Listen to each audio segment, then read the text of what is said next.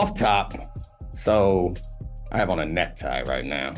And according to Wikipedia, the origins of the necktie come from Croatian mercenaries. Play the music. This is the Domonique Foxworth Show. What up, Charlie?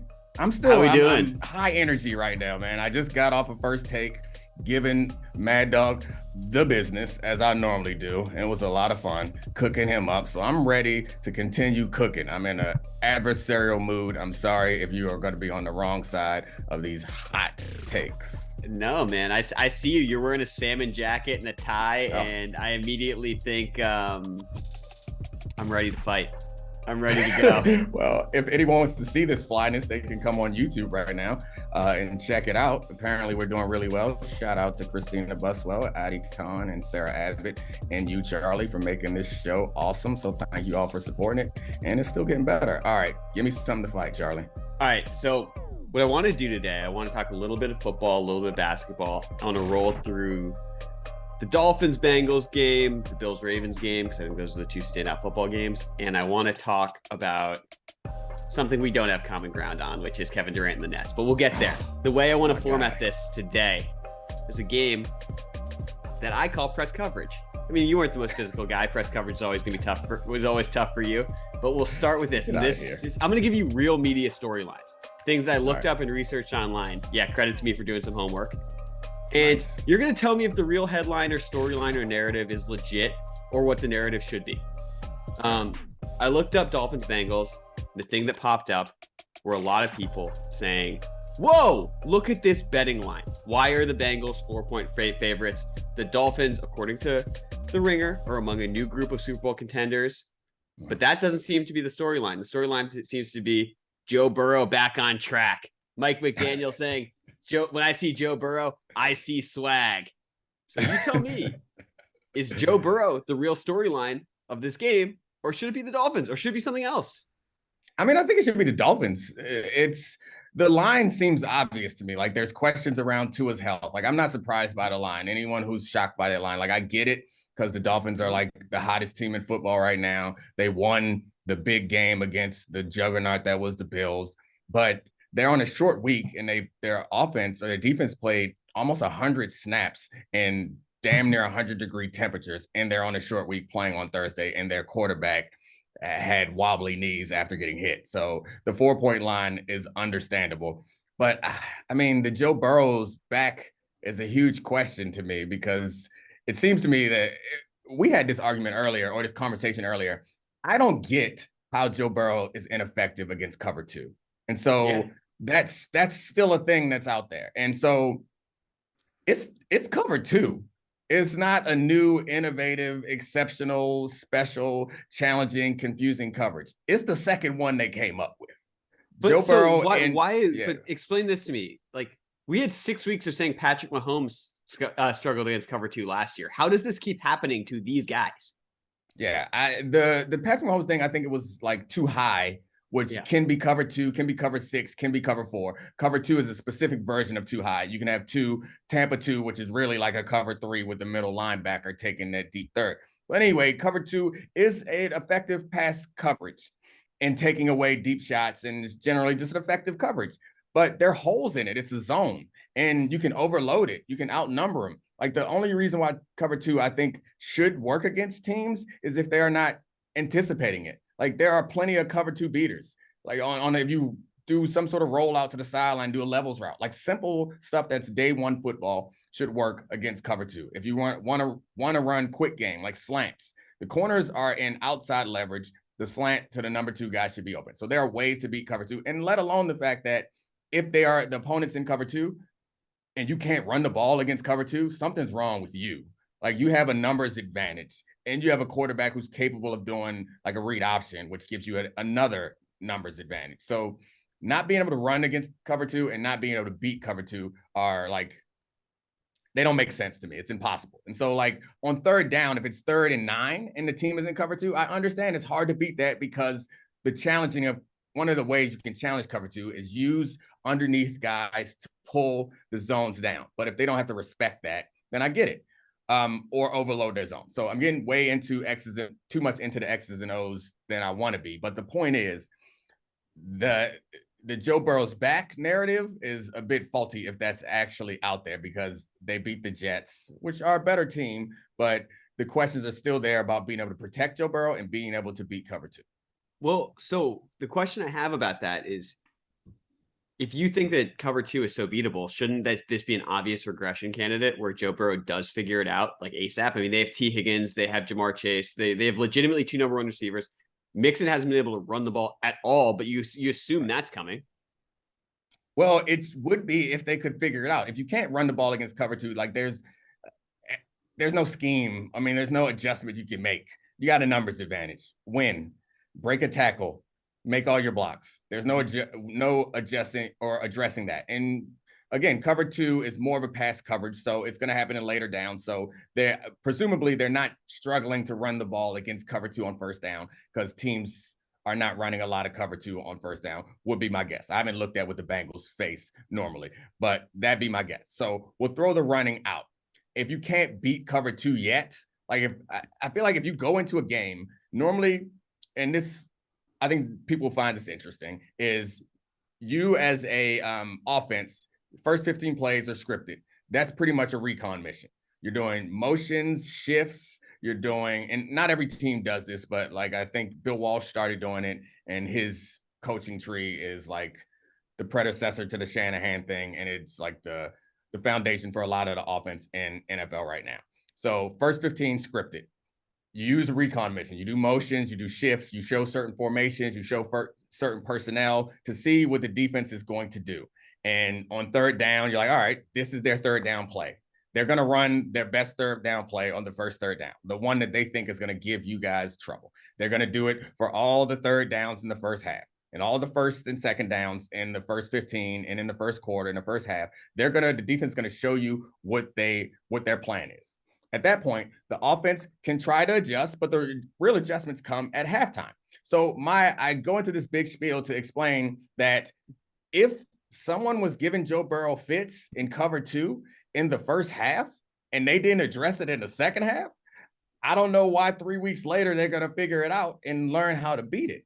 So it's a question about Zach Taylor, and there were questions floating around his job security and his effectiveness before last season started. And all those questions went away because they made a Super Bowl run that we've chronicled on here many times, was incredibly impressive, but also like not based necessarily on outstanding coaching or execution. Like they squeaked by the Raiders, who are 0-3 now. They played the Titans, weakish number 1 seed, and got sacked 9 times and probably should have lost that game, but won. And then Patrick Mahomes just fell apart right at halftime in the next game. And from halftime on, he fell apart. They found themselves in the Super Bowl, where they played pretty well. And I think that it's more likely to say that they were last year's regular season team than they are the team that made it to the Super Bowl last year, which is why I kind of feel like now we're seeing who they are, and it's about Zach Taylor. It's not about Joe Burrow. It's not about the talent. It's about Zach Taylor. It's about that offensive line. But the defense is playing well, which is reason why they're hanging around, and maybe that'll give them time to figure out everything else. Yeah, and honestly, the Dolphins through 3 games are a bottom 10 unit in coverage. So this should be top 10 unit against the run. So tough for them establishing run, but better for them figuring out some of their short and intermediate passing game. Yeah. That's surprising to me that they're low in coverage, because they have a lot of talent in secondary. And I guess they make really big plays at key moments, and they give a big plays because they're an aggressive team. I think they run more zero blitzes, which are all-out blitzes, man-man coverage with no safety help, more blitzes than anybody. So I think that will skew the coverage numbers, but they give defensive fits. I wonder. I also like. I should mention here, I'm going to cut my legs out from under me on this point. They did play Josh Allen and Lamar Jackson in 2 of their 3 games to start the season, which probably affects those coverage numbers a little bit. Yeah. I'm going to look up their efficiency defensively, because I feel like that should take into account all of those things and should give us a better understanding for how good their defense is. While you're looking this up, I want to pivot a tiny bit to the Dolphins as well, because I have a question about the narrative surrounding them, because I don't I'm sorry. I know we're a Dolphins podcast. I'm sorry, Dolphins Nation. I'm sorry, TuneOn. But I have some questions. They're now being included in a group of like stealth and new crop of Super Bowl contenders. But a lot of that has to do with this seemingly explosive. It's been seemingly explosive, except for in that one quarter against the Ravens. Yeah. Am I wrong to think that this is where we've sort of overrated their offense so far? No, you're not wrong at all. I mean, maybe it was Mina's podcast where I was talking about this, or debatable. I completely agree with you. Is their offense is not, with the exception of that fourth quarter against the Ravens, this offense is not incredibly explosive. But the important thing to understand, I think, with them is they're making important plays that don't feel lucky at key moments, and that's what you need. They're playing, which, their offensive efficiency is 18th in the league. So, yeah, their defense is not even as good as I thought it was, but they're playing. Tua is making the passes. So I went through this morning on Get Up, and I picked out one play from each game that's like an exceptional play that not every quarterback can make. And so in the first game is that 4th and 7 before halftime, they hit Tua hit Waddle on a perfect pass in the middle of the field, and Waddle took it to the crib, in part because Tua anticipated and was incredibly accurate. Waddle didn't have to adjust at all. He caught it in stride. If you didn't see the ball come, you wouldn't think that he even caught it. And in the second game, he had those busted coverages that he beat. I'm not going to give him a ton of credit for that, but he got under pressure with the game on the line. He scrambled left and then threw a perfect pass to Waddle that was just high enough to get over the hands of the linebacker and didn't lead Waddle into the safety on the other side. And that was the pass to give them the lead that ended up winning the game. And then 3rd and 22 against the Bills, against cover 2, he used his eyes and Tyreek Hill, frankly, to move the left safety over and then turn back right and hit Waddle on a post between two safeties on a perfect pass. Again, all these are to Waddle, and Waddle didn't have to adjust to them any more than any receiver would with a well-thrown ball. So that's what it comes down to, is they're in these positions, and in those pivotal moments, you need a quarterback that can make those plays, and Tua's been doing it. So they're not really dominant at anything, which is kind of surprising to me. I wonder what their defensive numbers were before the Bills game, because the Bills put up a lot of yards, but 500, which I guess yards could impact that efficiency, but they didn't score a ton of points. Yeah, they were 15th before that game. So, yeah, I really thought their defense was better on these efficiency numbers, but we live and we learn. All right, we done with this game or those teams? Well, I just have one question, one final question, which is just basically, we talked around it a little bit. Do you think the Bengals are going to win this game? Is that sort of where you're leaning at this point? Yeah, I think I'm kind of leaning there, but we're a Dolphins pod, so I can't. We're officially a Dolphins pod, so I think that the Dolphins are going to win every game. I don't know if I'm betting on this one, but you're asking a lot of that defense to come off of that short week and then chase around Chase and Higgins and Mixon, and you don't know what Burrow you're going to get. So, yeah, let's say that as fans, we believe in the Dolphins because we're Dolphins, but as gamblers, not so fast. Total stay away. This is definitely the overreaction game of the week because people are dying to put Burrow as a top 5 quarterback and crush the Dolphins into it. So we'll see. We'll come back to this one. I believe in you, Dolphins, as well. Dolphins, we are the Dolphins. Okay. Second game. This is probably the actual best game of the weekend, and it's Ravens-Bills. And the storyline that I have seen out there is really about Lamar Jackson. He's now second in the MVP odds behind Josh Allen, and he's playing a Bills secondary that's decimated and signed Xavier Rhodes.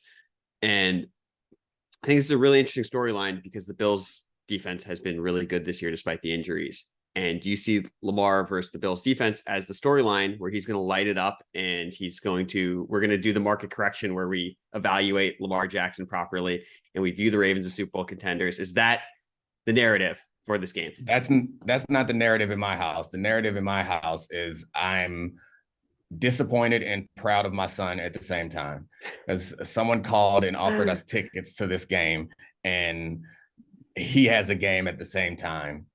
And I'm proud that he wants to play in his game, but I'm like, come on, it's football. We can take a week off. Let's go see Jackson versus Allen. He's like, no, can't run from the grind. I have to play in my game with my team. I was like, what? Lamar Jackson. I mean, I don't want to encourage you to leave your team in a lurch. However, they got other players and they'll be good. Let's take a week to go watch some. I didn't want to say this, but like some good football and not watch 9-year-old flag football. But that's what we're doing. I'm going to watch 9-year-old flag football, and I'm gonna have to watch a recorded version of Lamar versus Josh Allen. But yeah, I think the real question is the left tackle situation in Baltimore is how are they going to address that? They did better with it in the second half of last week's game. However, Von Miller was not at that game. And generally that Bills defense and defensive line has been really impressive. And that's going to be the question. If they can do something to address, because it's different with Lamar. Because I would say with any other quarterback, like if they could protect him in the pocket, that'd be the question. But with Lamar and the Ravens, it's like, can they address that deficiency? Because they don't have to drop him back, even though he's been really incredible in the pocket this year, passing from the pocket this year. They don't have to do that. They can find other ways to compensate for the fact that they got a third string left tackle going up against one of the better pass rushing D lines in the league. So I think it's not the sexy conversation of Lamar versus Allen, who's the better player, but I think that will be the story of the game, because if they can get pressure on Lamar while staying in zones, which will try to take away the middle of the field where Lamar likes to work with Andrews and the tight ends and be able to have extra guys to help out on Duvernay and my brain fart. What's the other receiver's name? Bateman. Oh yeah, on Duvernay and Bateman. I think that would be nice in the zone to be able to have eyes on Lamar to scramble. Like I think that all really matters and would help to neutralize Lamar as much as you can possibly neutralize Lamar. I think I'm going to be getting at the same point, but I want to ask you, like, I lost my voice there for a second. I would not be surprised if Lamar Jackson struggled in that game. Am I wrong to think that? The Bills are leading the league, just averaging, their defense is only allowing 214 yards per game. Right. 65.3 passer rating, which is first.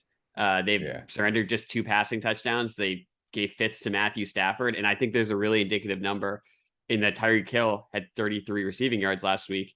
And the reason I think that's indicative is obviously Lamar wants to drive the ball downfield. Right. And that's a Tyreek. Yeah, I wouldn't be surprised, but they do have a ton of injuries on their defensive side of the ball. I think also like the fact that the Ravens are not a team that is built to attack a team with bad corners, which is like the weakness of the Bills. So like, I agree with you. The Bills could give the Ravens some trouble, but the hard thing with that is Lamar's just special. There's guys like that are just special that can just take over a game just when it's time to take over a game. So I think this team is constructed to give them trouble if they're able to score early. So the Bills score early, get a big enough lead that that'll neutralize some of Lamar's running game, which is a way to address their left tackle deficiency is quarterback design runs. And if they can do that, put them in a position where Lamar has to pass from the pocket and they're in those zones, which Lamar's been great at this year. That doesn't mean that he can't do it, but it's making them one-dimensional. And they can get pressure on him without blitzing. Yeah, I think that could be a recipe for trouble for Lamar Jackson. It's really interesting to me. Like the one of the things I found really fascinating about this game is how good Lamar Jackson is with pre-snap motion. I was reading about this and how he's been like leading the NFL, and that's been one of the dominant factors. But then I was like, ooh, I wonder how good the Bills are against pre-snap motion. It's going to be effective. They're the first ranked defense in stopping plays with that. So like to me, it's weird. Like football is all about matchups. We know Lamar is a superstar of all superstars, but this just feels like a terrible matchup for him. It's a tough matchup in part because the opposing offense is really good, and the Ravens play best with the lead. Which I mean, everyone probably plays best with the lead, but allowing them to be two-dimensional or almost three-dimensional in the quarterback running game, the running back running game, because the quarterback running game is more effective than the running back running game. You put all that together with his ability to pass from the pocket like that. Once you start taking those pieces away, it makes them easier to defend. And I think the Bills have the personnel when healthy to stop him, but then it always comes down to like, we saw this in the Chiefs game, and that I had this conversation with a few people. Like, do the Chiefs miss Tyreek Hill? The answer is hell yes. Do they need Tyreek Hill? No. But in this most recent game, at some point in that game, Tyreek Hill would have made a play that fixed all of their errors. And that's Lamar Jackson, So like, they could stop him or put them in bad situations, and he could break a tackle and go to the crib. So, and nobody else has a quarterback that can do that. It's just, Josh Allen is the closest to it, but I don't see him making these runs like Lamar did against Miami. It's just running away from one of the best corners in football, just outrunning a 4-3 guy. So that's the thing. That's betting against Lamar Jackson is uncomfortable, because you could be right about your analysis, but he could break it. Betting for him is fine. I don't know that I would on this game, but like betting for him gives you a little hope, because even when things aren't going well, you're just like, hey, he might just pop one of this thing and be better than everybody on the field. But there's no scheme for having the best athlete touch the ball every single play. Yeah. I guess the scheme for it is just the thing that we've talked about with Lamar for years, which is he's playing Josh Allen. And what if Josh Allen goes up by 2 touchdowns? Because you look at last week, and I think we were all surprised the Bills didn't win that game with the amount of yards that they accrued over it. Right. And I just think regression, would you be shocked if they're up by 10 points at some point? We actually get to see Lamar Jackson in the leverage situation that we've sort of pined for him to be better in for the last 3 years. Yeah, he's been better in that situation too. And certain times, like the last Ravens game I went to with my son was the Chiefs game.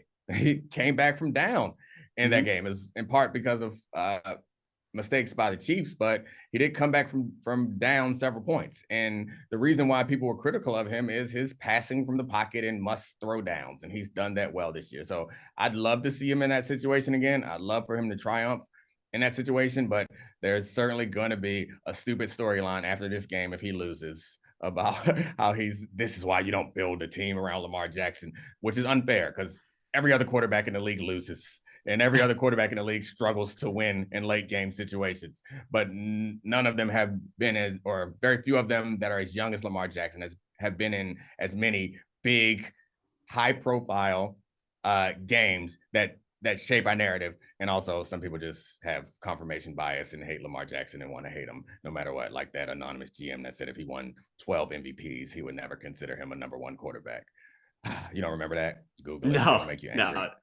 Yeah, I think it might have been connected to Jeremy Fowler was doing like a preseason quarterback rankings, and Lamar was like 11th. And one of the quotes from an anonymous defensive coordinator was, "I don't care. He's not a quarterback. He's a good football player. I don't care if he wins 12 MVPs. He'll never be a number one quarterback to me."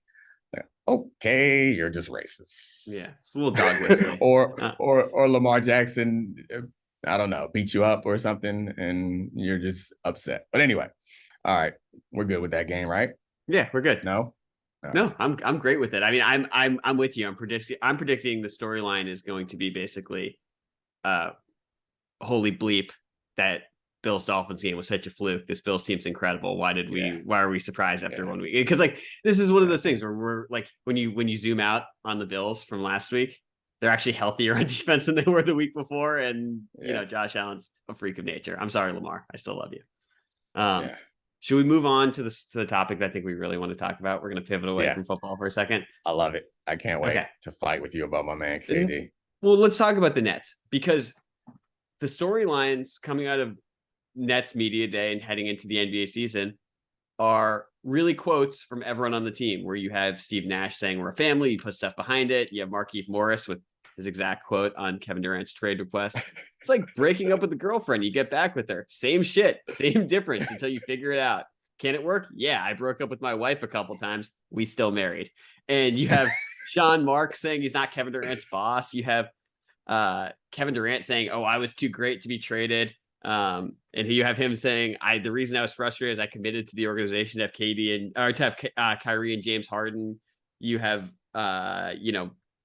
Sean Marks saying they're going to work things out. So I think the narrative they're spinning was pretty smart, that everything is fine going into the season. Is that a narrative you believe in?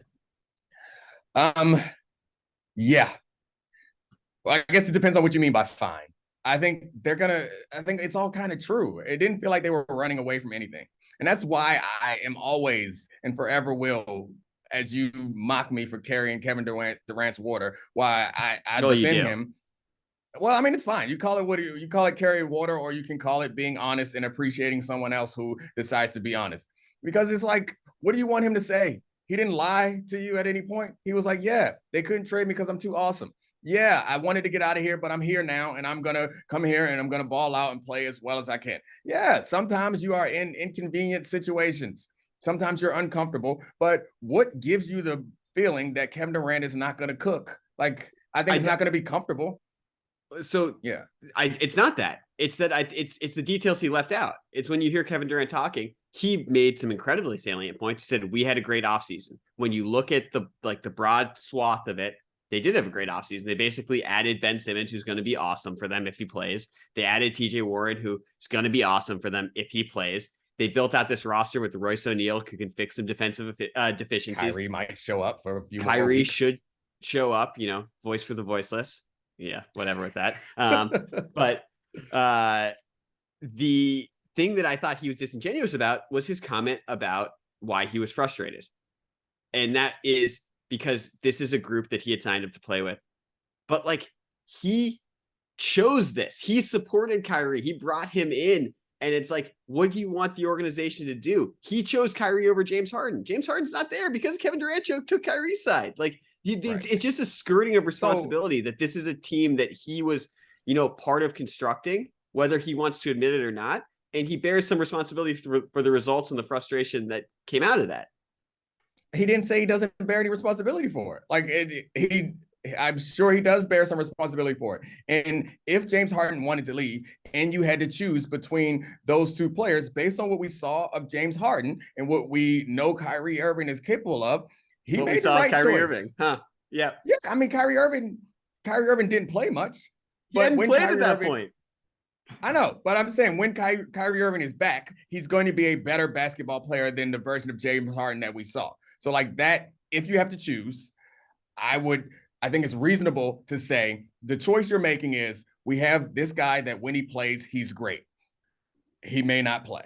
So high risk move there. We have this guy that when he plays, he's not great, but he's going to show up. I'm here to win championships. Give me the high variance guy that may or may not show up. If we can get him to show up, he'll be good. Because getting James Harden to show up last year for the 76ers, it did nothing for their championship standings. So I think that now. Okay, here we go with best shape of my life season. Well, yeah, whatever, because James Harden's quickness and explosiveness is the best shape he's been in 5 years. Okay, cool. So that's my point. He didn't make this bed all by himself, and I'm fine with putting some responsibility on him, but Sean Marks gets paid too. He gets paid to do an actual job, and this generally frustrates me when we listen to people talk about LeBron a lot and these super powerful basketball players, and when the roster is a mess, and they are obviously a part of making these decisions, we want to blame them only and not to blame the person whose job it is to build the roster, the general manager. And I don't appreciate that. It feels unfair. Well, it's not. It's one. Durant's exact quote was, first of all, I never walk into any GM office, coach office, and demand anything. Tell them to sign anybody or run a play for me. I come in and do my job as a player. A lot of people have it in their minds that I control everything here at the Nets. I'm not the liaison between Kyrie and the organization. I always told them that. I told Sean and Kyrie, y'all got to build y'all relationship. Everybody's different. I believe that to an extent, but where's the lie? To imagine that he's just a player and not a power broker with this organization, I don't believe that. And I don't absolve Sean Marks with it, but I also think that he capitulated to what he thought KD wanted, whether or not he explicitly said it. And I think that he probably had good intel of the things that KD did want, and that framed a lot of the decisions. That's fine. I'm willing to accept all that. And KD maybe being a little bit disingenuous, because I'm sure that through intermediaries or whatever, like it was not a secret what he wanted. That's fine. But I guess the general larger point to me is it feels like, and it's rooted in like my general player bias, so call me out if I'm just being biased, but if something is your job or it is your responsibility to get something done, it's like, I feel like when I have to be somewhere on time with my kids, if I'm not there on time, I can say, oh, but my son started flipping out, or oh, my daughter needed her hair done at the last second. I can say all those things, and they could be true. But the fact of the matter is, it was my job to get them there on time. That is my responsibility. And that's what I feel like the GMs, like, and they're not doing this necessarily, but so many people in the media are like, but LeBron or Kevin Durant made them do it. No, your job as a GM is to build whatever relationships you have to build to be able to sell them the plan that you want to run. Like that's part of your job. Being a modern NBA GM is different than it was in the past. You can't be like Jerry Krause back in the day and just tell people what you're going to do and move them around. In part, you can't be that way because you decided as a league to put in salary cap maxes and salary caps. Like it's a lot, you have a lot more leverage when somebody can't go somewhere else to get the amount of money that they actually deserve. So like, that's my point. Yes, the job has changed. Maybe it's harder for GMs today than it was for them in the past. That's fine. But you don't get to point to Kevin Durant or get to point to LeBron James and say, we suck because they made me do it. Well, figure out a way to do your job or leave. They're getting like $5-10 million a year to do a job. Do it. And whatever criticism you have of Kevin Durant's influence on the roster, it's fair. Kevin Durant can take that criticism, but it's not his job to build a roster. And I'm not sure what mistakes he's made up until this point because we don't know exactly what influence he's had. But the word leaked that he wanted to coach out and he wanted which Marks, like that sucks. GM and coach. Yeah, and he wanted Marks out, and that sucks, and that's terrible. But like Durant deserves some responsibility for that, but so do the coach and the GM. That's all I'm saying is we don't hear that part. It's just so much piling on Kevin Durant and guys like that, and it frustrates me. Well, definitely. I think that's I'm here for the equitable division of blame when it comes to the Nets. And I don't think it's completely Kevin Durant is awesome. Other than injuries, he's maintained being a top 10 player in the NBA through 16 seasons. That is not really up for debate as much as he frustrates me. But even the way he just demanded out from the situation does bother me too, because he's like, I don't know. Doesn't it feel like, so I'm arguing with you, but I'm really arguing with a lot of people out there. So like, I don't want this to be framed as you are a big anti-player guy, but I think he does deserve some blame for it, and he's getting it. Like, I feel like that's the problem is I feel like he's getting as much or more blame than he deserves while everyone else is skating. Everyone else in this situation is like, what are you talking about? Steve Nash. You don't think people are Everyone's sympathetic called to Steve Nash Nash? a joke. I can hear you saying that everyone has been empathetic to Sean Marks, but Steve Nash, who we have no idea if he's a good coach or a bad coach because James Harden got out of shape, Kyrie Irving didn't play, Kevin Durant hurt his MCL, Ben Simmons didn't play. Like, we have no idea either way. We've decided he's a terrible coach, and Durant turned on him and wanted him fired. That's fair. That's fair. Maybe Steve Nash is catching some of the heat that he's supposed to catch for this situation.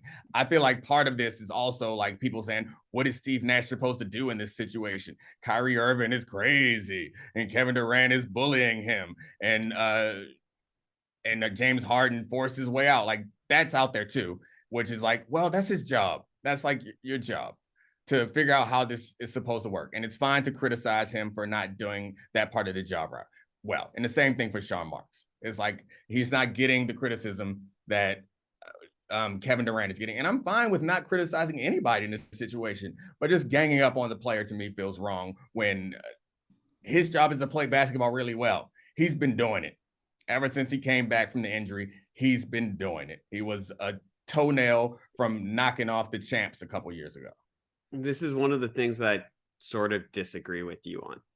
the superstar's job in basketball, when you breathe the air of Kevin Durant, is not just to play basketball really well. It's to make your team in title contention. And he got zero blame for it 2 years ago when they lost to the Bucks and his toe was over the line, because people were like, holy shit, Kevin Durant has reached a level that is beyond belief. And I think it actually, might have been one of the most beneficial second round losses to a career narrative that we've ever seen. Like it's because you have eyeballs and you saw that. That's fair. But like, okay, that's fair.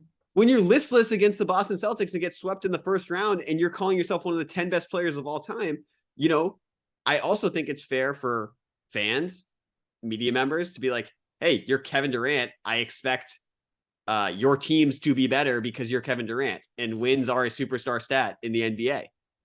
Yeah, that's fair. I mean, I think that the job of the GM has changed and the job of the superstar has changed. And Kevin Durant, it does not appear has the same ability that I guess he used to have.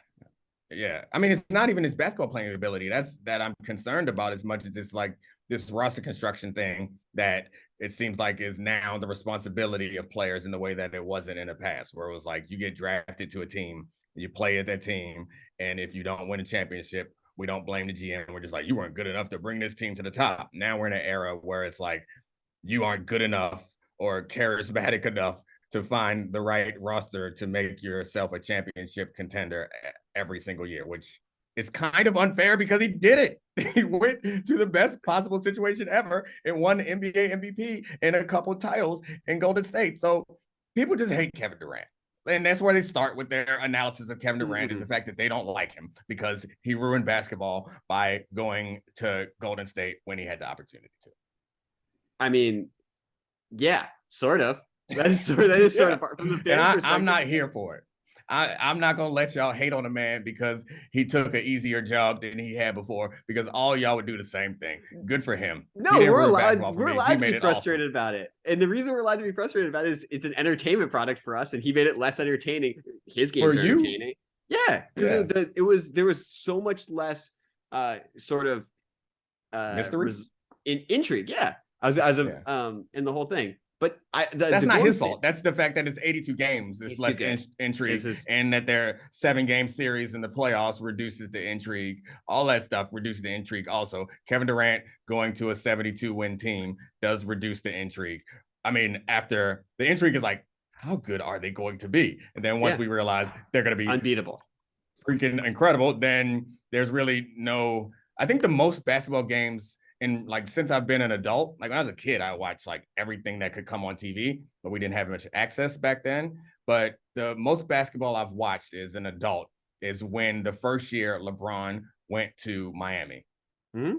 And that was because, and maybe this is, I'm exploring or I'm discovering something about myself, is I don't like when y'all gang up on people, because that's when I became a LeBron James fan. Because everyone's like piling on LeBron for the decision, and I hated it, and I wanted him to destroy everyone. And I watched every game that came on, and I was so disappointed when they lost in the finals. And I feel that same thing happening to me around Kevin Durant, because y'all hate him, and I just want him to cook everybody all season. The LeBron thing was so different. It was so much more vitriol immediately, and it dissipated over time because of our eyeballs. We saw him elevate to a different level that relieved all the pressure around it. And that's what we wanted for Kevin Durant in Brooklyn too, for the record. And that's what we saw in 2020. But like, the big thing that frustrates me with Durant right now is it also doesn't even, part of the narrative around this is it doesn't even feel like his, frustrations are 100% to do with the Nets. It feels narrative wise like what happened with Golden State, with them winning the title without him, and how he fit into that puzzle, and his own, like, he talks so much online about how legacy doesn't matter. He doesn't care, or he's really just trolling people when they talk about that stuff. But like, it's so hard to take that seriously when his behavior lines up with someone who's really frustrated because his place in history seems to be diminished by the success of Steph Curry and the Warriors. Yeah. I mean, he obviously does care about that. Yeah. And that sucks. I wish he didn't care, but I don't think that you can be a guy who's as skilled as he is and also not care about those things. Yeah. Like the little wrinkle in his brain that causes him to work on his game to the degree that he can be 7 foot and so skilled at all these little guy things is the same wrinkle in his brain that causes him to be offended when someone comes after his standing in the game. So I think we've come to a good place on this. We both agree Kevin Durant is an American hero, and anyone who hates on him is a garbage human being. The end. Last take, he's not as good anymore. We saw that in the playoffs. Of course he's not as good as anymore as his peak. Yeah. That's not a hot take. He's getting older. He has injuries. You just want to. We agreed a lot more than I thought we were going to agree on that. That was nuanced discussion about the Nets. I don't like nuance. I told you I just got off yelling at Doggy. I just want to yell. Stephen A. said that me and Doggy should do a radio show together. So if Stephen A. said it, it's going to happen. So get ready for me to come in this show hot all the time after ripping the dog. I thought you were about to put me on the hot seat with that, which is hilarious. I could be the little dog. Larry Bird was definitely better than Kevin Durant. The problem is you could not work with Mad Dog. You could not be on his side. It would kill you to support any of his non-fact based opinions. He's incredibly entertaining, but that comes before anything else, which is why he's so good at this. Is like he wants to be entertaining more than he wants to be right, which is better than most of us in this business, which is why he's in Hall of Fames and Stephen A. handpicked him to come over. So me, on the other hand, I need to be right too much. So I'm going to still be over here with this. I was going to say little podcast, but this podcast is kind of fucking dominating. Yeah, we're crushing it. I'll take it easy. I love it. I'm rubbing off on you. You're not a cocky guy. I know. I went from self-deprecating to like exuding a bit of cockiness and arrogance over the last 3 weeks. So thank you. You're bringing up my DB. I hope the same thing is happening to the awesome team. Christina, Adi, Sarah, thank you all. See y'all next week. Bye. One piece of homework for you, Domonique. Read about the chess controversy. Let's educate people on next week's podcast. Oh, read about it. I already read about it. You talking about the cheater who had the toy that vibrated in a place to signal to him the moves that he's supposed to be making? Yeah, I've been with you. You think I miss weird news? I love weird news. That was like 2 weeks ago. I'm on top of all of that foolishness. Now we have a press release released of Magnus refusing to play chess against the possible cheater. All right. Well, all right. I'll find some other homework. All right. Bye. This is the Domonique Foxworth Show.